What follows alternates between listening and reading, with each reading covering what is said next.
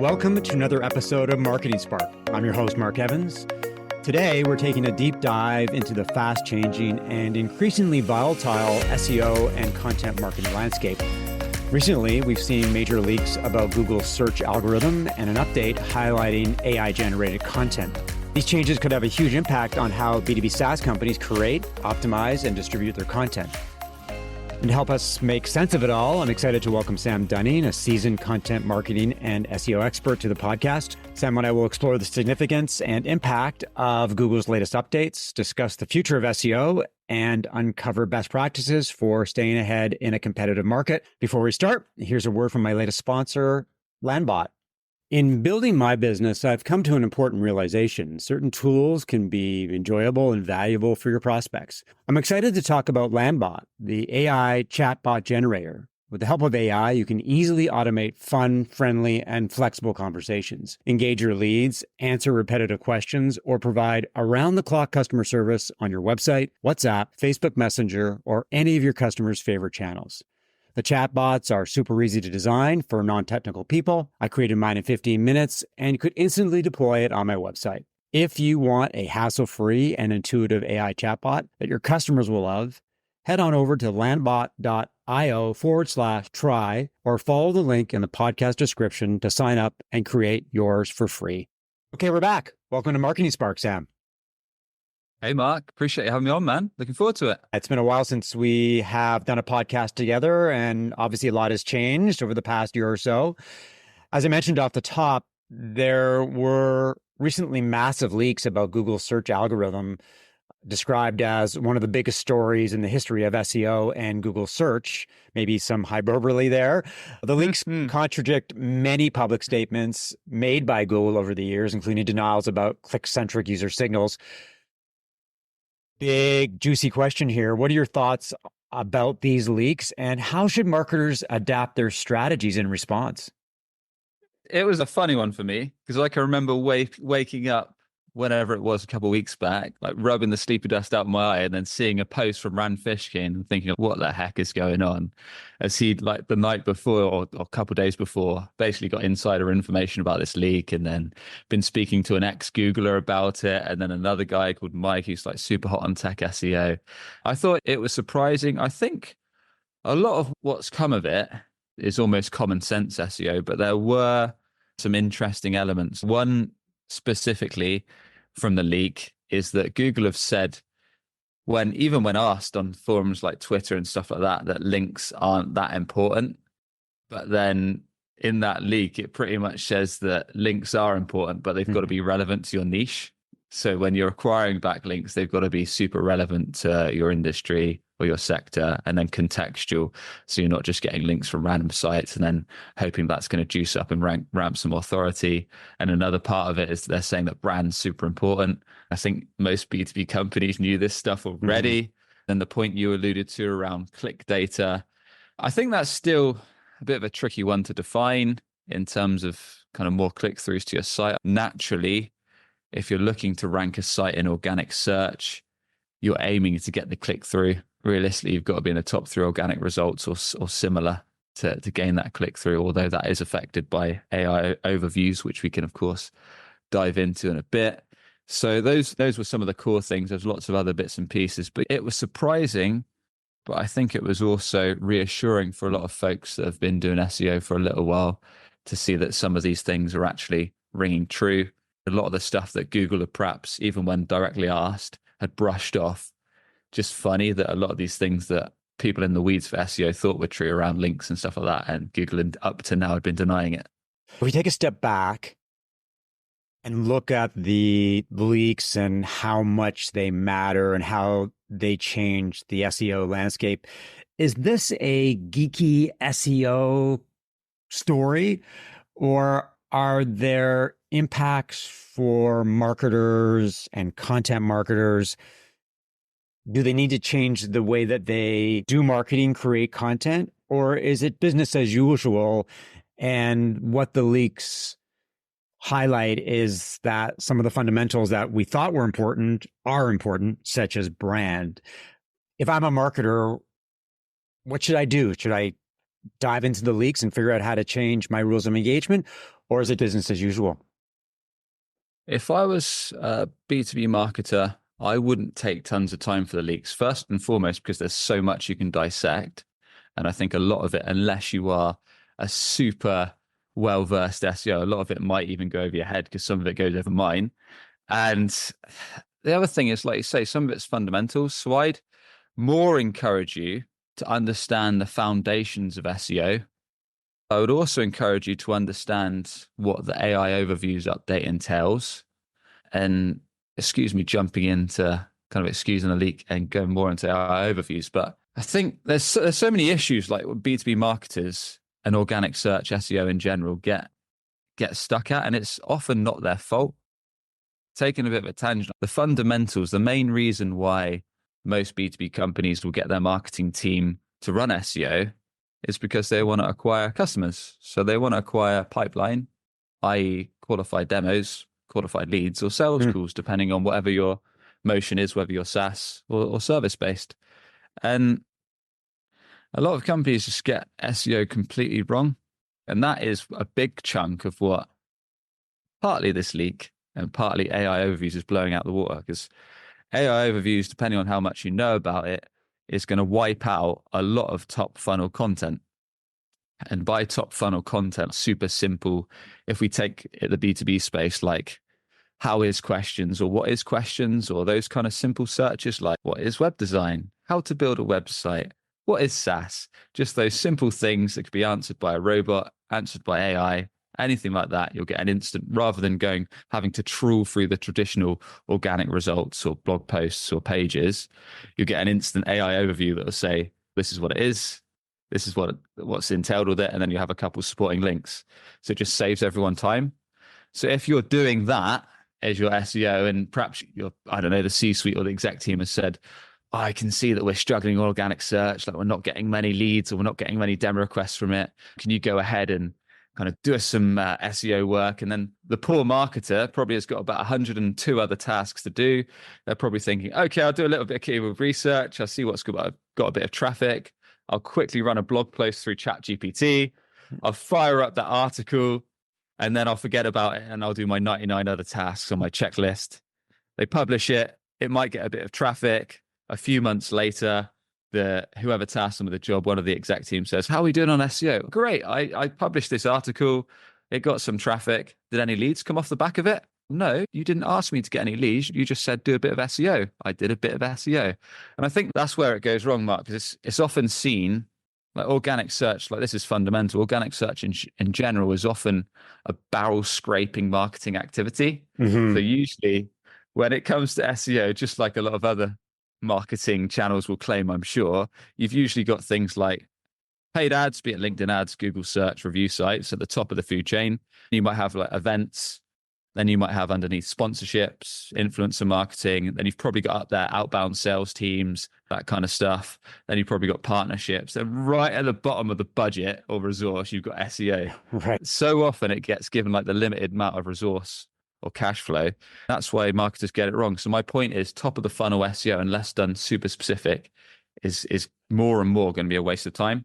We want to focus on top of the funnel, which I'm happy to dive in and explain. When I look at Google Leaks versus AI overviews, and just so people are clear, what Google has introduced is that when you do a search like what is web design, instead of getting the listicle articles or that generic content that you usually see, Google will have AI generated content. And there was a story on the BBC website that claimed that the introduction of AI overviews, the internet will never be the same. What they highlighted was websites that had seen their traffic like dramatically evaporate, 90, 99%, were to the point where these companies actually had to cease operations because what they were doing didn't make sense anymore, because they'd depended so heavily on search for traffic that this algorithm change destroyed their businesses. And as a marketer, I look at that. I look at creating this basic top of the funnel content, and all that stuff really doesn't matter anymore. And then you look at people who are starting to use generative AI, ChatGPT, Perplexity, Claude to answer those basic questions is completely changing. I guess from an SEO and content marketing perspective, what does this mean for marketers and content marketers? So if top of the funnel content is, I'm going to use a dramatic word here, irrelevant or not as important, then what kind of content should they be creating that is going to rank high and, as you mentioned, generate leads? That's the question, right? And in my opinion, it comes down to what whoever's doing the SEO, whoever's doing the content marketing for your business should have been doing already, really. And that is understanding what high intent prospects that need your offer, solution, service now, or that are comparing you to a common competitor in the sector, what specifically do they search for on Google when they're ready to have a sales conversation around that offer or checking you off against a common competitor? That is some of the quickest wins that you can get when it comes to SEO, both for B2B SaaS or service-based organizations. So one of the best routes to do that is like getting super straightforward. What I did for my company, Breaking B2B, when we started earlier this year, and what I advise any other similar business to do is just fire up a Google sheet, quite literally list out what are the main offers that we want to be selling, what are our kind of core offers or high ticket offerings, whether that's tech-based, whether that's service-based, whatever. Secondly, who are the main audiences we want to serve? What are the main industries that we've historically sold well into? What are those industries that have the expensive problem we fix, appreciate the impact of that problem, but most importantly, actually have cash to invest in the offer, because we don't want to target folks that aren't going to be able to afford our solution. That's one of the first things. So I'd list out all our main offers and then all the main industries we want to be serving. Secondly, I would make a list there of all our main, I don't know, top 10 or so competitors. And if you're in tech, then you can go onto a site like G2 or Capterra or whatever paid review sites relevant to you, but you'll probably know a lot of these already, right? So if you're in the, for example, if you're in the calendar booking space, it might be Calendly, Chili Piper, Revenue Hero, HubSpot meetings, all the usual suspects. You want to do that. Then the last exercise I'd probably encourage you to do when you're on that Google Sheet exercise is to also list out what I call jobs to be done of your target prospects. And that is basically, what is the problem that your target clients face when they get to that real struggling moment when they're trying to do something in-house or internally, or they're trying to do a solution themselves, where they realize this isn't helping me at the progress I need to make. I need to look up another solution to get this job done in a better way. And to give you a tangible example, what a job to be done from an SEO perspective might be. So let's say perhaps you run an outbound sales team, and perhaps they're doing, not many are probably doing this anymore, but perhaps your sales folks are doing manual dialing on their handset or on their cell phones. And they're thinking, we're making dials, but it's taking us like, I don't know, 10 dials per hour. There must be a better way. But I wish there was a way I could connect to cell phones of decision makers quicker. And they might search something like, I don't know, how to make faster dials to decision makers with my cell phone. That would be the struggling moment. And in your article that we can talk about in a sec, you might introduce the fact there's something called a parallel dialer, and SDR teams can use this to make 100 dials in an hour rather than making 20 manual ones with a cell phone, and all the advantages. So it's something called jobs to be done, understanding what folks struggle with when they might need your offer, and then shining a light on this new way of getting the job done. So that's what I'd encourage you to do. That's something that we did when I fired up my site, breakingb2b.com. I don't know, 4 or so months back. We did the same. In our case, we listed out our main offers, B2B SEO, B2B SEO for SaaS, all the main niches. And then once you've listed out all those main offers, plus the niches you want to serve within them, plus your competitors, plus a list of the jobs to be done, you want to find relevant keywords for each one. So it's perhaps stuff that's got a little bit of search volume. One mistake I see a lot is folks want to go for keywords with super high traffic. And the truth is that's not always the best way. Mm-hmm. So those classic top of the funnel ones that we talked about earlier, Mark, like how to do X, how to do Y, best ways to do Z, they might have a lot of traffic, but they're probably not going to drive leads, because someone's probably just going to search it. Even if there isn't an AI overview instant answer, they might click on your blog post, get the answer, and then jump off. Whereas we want to go for something high intent, for someone that's actually searching to speak to sales, not just searching to get a quick bit of intel. So those keywords that you're making in your Google Sheet, you can run them through a tool like Ahrefs. And then you can see which ones actually have a little bit of search volume, which are relevant, maybe your offer per industry. To give a bit of context, what that looked like might be the scheduling tool for sales teams or calendar scheduling for HR or whatever. Or another one might be best calendar scheduling tool. And another might be, if we're doing jobs to be done, I don't know, how to book meetings with your sales prospects fast might be a jobs to be done based specific search. So let's pretend we've done all that. Let's pretend we've run it through the keyword tracking tool like Hrefs and then got some kind of target prospects. And I really encourage you to exhaust the bottom of the funnel. Mm-hmm. So many companies do it a little bit of this, like a little bit of industry plus solution, a little bit of jobs to be done, a little bit of alternatives. And then once you've done that, the next stage really is when you've got a list of your focus kind of bottom of the funnel and middle funnel keywords is to understand the intent. So this is where, again, a lot of folks get it wrong. Simplest way to do that is to literally type in the keyword in Google. You might type in best calendar scheduling tool or calendar scheduling tool for sales teams. Or if you're doing alternatives keywords, which is super good for SaaS, if we keep it on the calendar scheduling tool theme, you might type in Calendly alternatives or Chili Piper alternatives. And to assess the intent of a page, all you do is look at the top 3 or 4 organic results, click on them and see what type of page loads. That's called page intent. And the page intent could be something like, if you're looking for an alternative keyword, Calendly alternatives, it's probably going to fire up an article, which would be a listicle format. And that's usually something like top 10 Calendly alternatives consider in 2024. And traditionally, whoever's written the article will position their offer as number 1 and have 9 other competitors underneath them. But a lot of folks get that type of page wrong, for example, as they'll just use point 1 to talk about how great they are. When what I recommend you do is by all means put your solution as number 1, but leverage customer research. So instead of just saying we're great, we've got all these features, whatever, by all means position yourself as number 1, but say, this is how we're differentiated in the market. This is our unique problem we fix. This is the impact of not fixing it. And here's why you might consider our solution. But also you might have like a graphic, like a table and a chart that says, look, this is our most common competitor. This is what they have, but this is actually what some of the check marks for us. Here's a few screenshots of the offer in action. Here's even a live demo so you can play around, and then a call to action. I don't know, request a free trial or get a 30-day trial or whatever's relevant for your offer. And maybe even some social proof, like a video review from a client. And the other example I usually give is once you've assessed that intent, so it could be a listicle like I just described, or maybe the keyword you're going for is like best calendar booking software. That might be a solution type page, which is a bit different, which you can dive into. But the main thing you want to consider here is build out these pages, but look to completely blow out the water, whatever is ranking number 1, number 2 at the moment in organic search.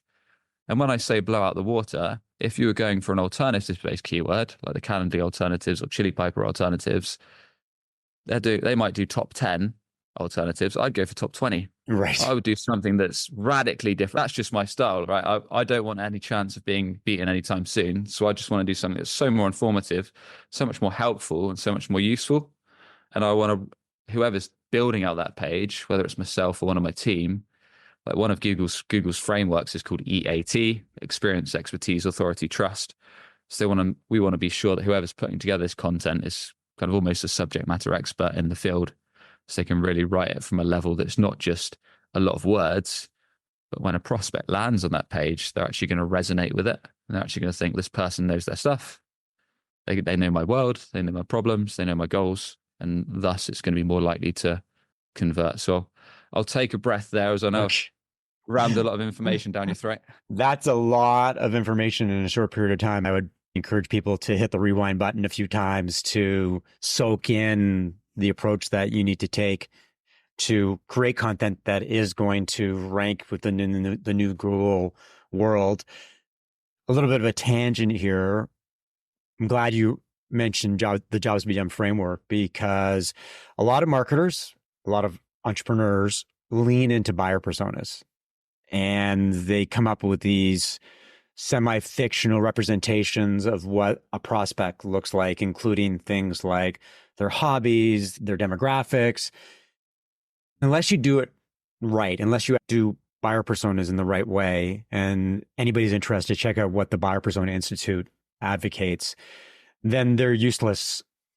templates. They really don't help you much. I lean more into the jobs to be done template because it gives you a picture of the everyday world for your prospects, their pains, their problems, the tools that they use, the approaches that they take to get jobs done. And every piece of software that we sell is actually being hired to do a job. We want to know as marketers and as entrepreneurs, the nitty gritty, day-to-day activities that someone takes and how our software, our product can make those activities easier, more efficient, more successful. So I'm glad that you mentioned that. Now, getting back to our regular programming and talking about SEO, there's obviously a lot of talk right now. When people look at the answer, does SEO still matter given the rise of generative AI tools like ChatGPT? So some people suggest that 50, 60, 70% of their search activity is actually done using generative AI tools. In many respects, they've abandoned Google because they don't want to scroll through all the results. They don't want to pick and choose what could be relevant. They just want the answers to appear. And we live in an instant gratification, show me world where people are multitasking. And frankly, a lot of people are lazy and they don't want to work. They don't want to read long form articles. They just want the information given to them. So a big question here is, does SEO, is it still matter? Is it still relevant? Are people overhyping the impact of generative AI and tools like ChatGPT on SEO? What are your thoughts? As an SEO person, I suspect I know the answer, but what are your thoughts in terms of the future of SEO? I'm probably a little different to most SEOs because I see SEO as a channel. A lot of what I talk about is using SEO as a revenue channel. But when I say that, of course, you've got to get the qualified lead first. You've got to get the demo or the trial or the sales call that then can eventually convert into one deals and one cash in the bank for your business. Now, SEO is a channel, just like cold calling is a channel, or LinkedIn ads is a channel, or email marketing is a channel, or influencer marketing, or partnership plays, or whatever. AI has affected all these channels, right? There's parts that you can do that can speed up processes, that can help you gather intel and similar. If I take the focus back to SEO, is ChatGPT killing off SEO? The truth is, SEO, there's a few ways I look at it. SEO is best placed, like I talked about earlier, as a demand capture channel. So understanding exactly what your ideal clients, your dream clients in the niche you serve are searching for when they need your offer now, or they're shipping you off against competitors, or they are using a crisp and specific job you help get done. To capture that traffic, show a best-in-class page that shows their world, their problems, their goals and motivations, build enough trust with social proof, and then drive them to take that relevant action. Now, let's have a think about it. If we're leaning on AI to produce all that content for us, do we really think that's going to convert, especially as we move up to high average contract value offers? Even if you did rank a page using AI copy, if someone lands on one of your pages, and be it a solution page, an industry landing page, or even a comparison page or something similar, and it comes up with words like 20x your revenues with our all-in-one, all-singing, wizardry, dancing platform today. We're going to supercharge your SaaS with everything you need to know with our 360-degree CRM know-how. If I landed on that page, I'd probably bounce within 2 to 3 seconds thinking, I can tell this is written by a robot. It's just going to annoy me. And I think most prospects are probably going to be similar to me. Not everyone, that's for sure. But I think something that's often overlooked in SEO, something that's often overlooked in SEO is, yes, you've got to do the technical points. Yes, you've got to get the content on point. Yes, you've got to understand what folks are searching for and then match that intent. But also, what we talked about earlier with jobs to be done and customer research is you've got to understand who this dream client is. And if your content doesn't resonate and clearly show you understand their world, their problems, their struggling moments, their aspirations, their goals, their motivators, what's annoying them, their common questions, their common objections, by leveraging this info that you can grab from sales calls, customer success, prospecting calls, and more, so important for SEO, because you can rank a page. If that page doesn't resonate with that target prospect, it's almost useless because they're going to land on the page, read a bit of the copy, and then think this is a waste of time. I'm going to head to the next result. I want to turn our sights a little bit to content marketing. And as a longtime content creator, newspaper journalist, B2B marketer, content is at the heart and soul of how I like to go to market with clients. But there is a raging debate between quality content and quantity. And read a lot on LinkedIn about content needs to be value add, insightful, informative. Meanwhile, we're seeing a tsunami of content generated by generative AI, generic, vanilla, robotic, nondescript, uncreative, uninspiring, but a lot of companies are leaning into it because you can create content at scale really easily. And as you mentioned earlier, a lot of marketers have 100 things to do, including creating content. So they're taking shortcuts, and they see generative AI as a content creation replacement when it is in fact more of an ideation tool, a brainstorming tool, a way to structure content and plan content. I think the question that I wonder about, or I ask as far as the future of content is concerned, is if we're going to focus on creating high quality content, then how do we make it stand out from the crowd when there's just so much happening? The marketplace is so noisy. You and I are active on LinkedIn, and you look at the news feed and there's just so much content. So whether it's SEO or other approaches, if you create a great piece of quality content, whether it's top of the funnel or middle of the funnel, how do you get people to read it, to make people aware that it exists? Do you have any thoughts in terms of how the advice that you're giving to your clients when it comes to this content conundrum? Is the question, if I can talk about LinkedIn, but if we keep it, I suppose, more from an SEO perspective in terms of content marketing, is it more how do you get the content to rank, or are you talking more how do you get the content to actually resonate with target prospects and guide them to take a desired action, or what's the... I think it's lots of things. It's LinkedIn as a way to reach a global audience. It's SEO to tap into the power of search, but it could be things like tapping communities like Reddit or Slack or Facebook groups or newsletters. The question that I'm asking is, if I'm a content creator and I've leaned heavily on SEO for a long time, keyword research, click intent, all that good technical stuff. Now I need to take a different approach holistically. What should I do? How do I get people to read my great content, given there's just so much competition? From a high level perspective, and this could be applicable to SEO content if you follow the best practices we talked about, and it can be applicable to LinkedIn. I think the word resonate still stands clutch here, because if you can understand, I think a lot of folks in general, and this again could apply to a lot of industries and B2B, are just too afraid to niche down. So they're trying to speak to too many people at once, rather than understanding a few main segments of an audience, a tight niche, a few sectors, industries, whatever, and really drilling down into those. Because when you do that, then it's easier to understand who you're trying to market and sell to.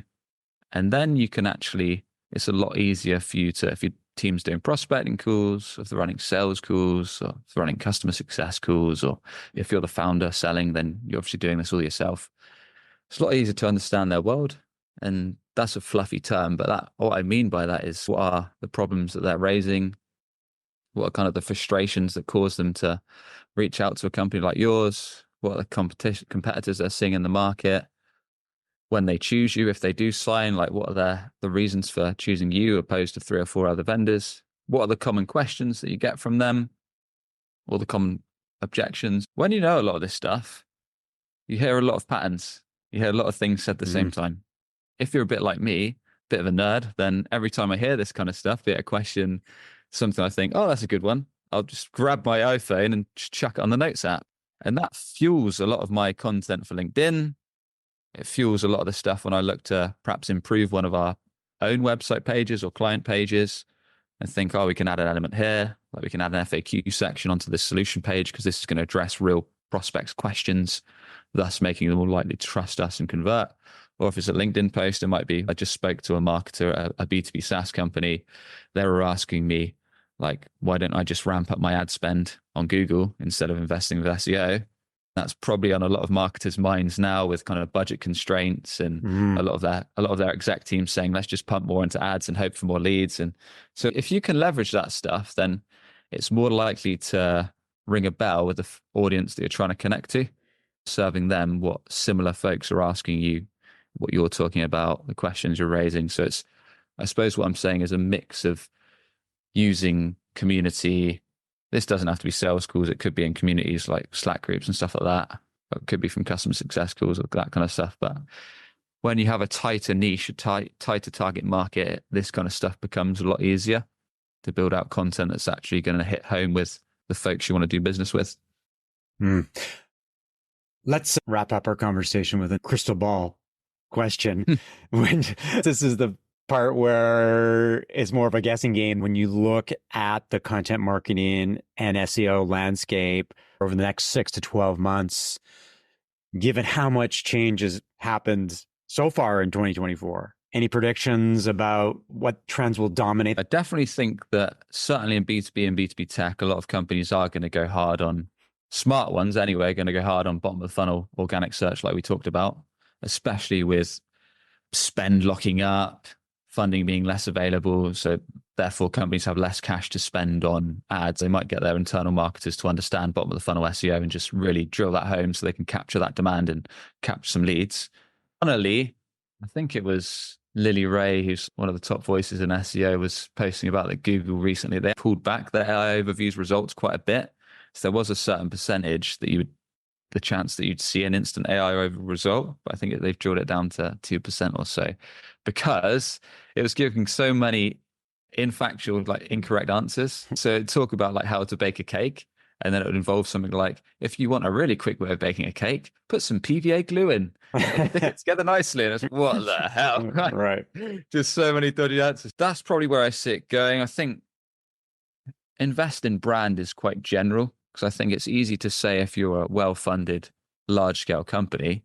I think if you're a startup, it's a lot more difficult to allocate spend and resource directly to brand, because you're often under pressure to hit targets pretty quickly. So I think that's a bit of a fluffy one to me to say. So I think it's more teams going back to the fundamentals, understanding a lot of the stuff we talked about around what prospects care about, and then gearing your strategy towards that. Final question, where can people learn more about you and what you do? Yeah, appreciate you having me on. So there's 3 ways really. One, on LinkedIn, just search Sam Dunning. We've got daily tips on SEO and websites I post there. Second is the podcast, Breaking B2B. So again, I post solo episodes on SEO strategies, and we also have guest interviews. Or if any of these kind of issues sound relevant and you're a bit frustrated that organic search isn't driving a steady flow of leads or demos, then head over to breakingb2b.com, and happy to chat and see if we can help.